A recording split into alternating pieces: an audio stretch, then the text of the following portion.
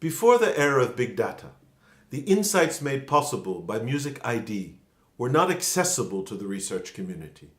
Now, for the first time, changes in taste, business models, and the consumption of the arts by different population demographics can be tracked using trustworthy, accurate data from leading information sources.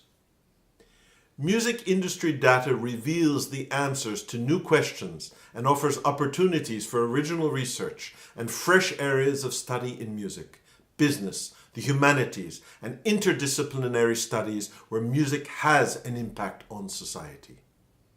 By offering data on sales rankings in over 30 countries, Music ID benefits researchers by making visible the real evidence for the impact of music over the last 60 years. In the USA, the Americas, Europe, and Asia, the sales rankings show which music was and is relevant. The excitement of using big data often produces astounding and unexpected discoveries and new ways of telling the story. Let's look at the early 90s, when Nirvana, a band from Seattle, which was not a music center, overtook Michael Jackson, the king of pop. Here you can see the top 3 albums, and by selecting an area of the graph, you zoom in to view greater detail. The Nirvana album can be added to the graph, and by zooming into it, we see how it rose in the rankings, with data for each point in the graph displayed. It arrived at the number 1 position on Saturday, January 11th, 1992.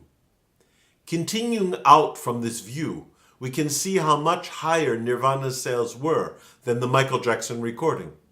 This data can all be exported, and the music professor at a major university in Canada used it in a journal article following the publication of her book on the interplay between grunge rock and the king of pop in the early 1990s.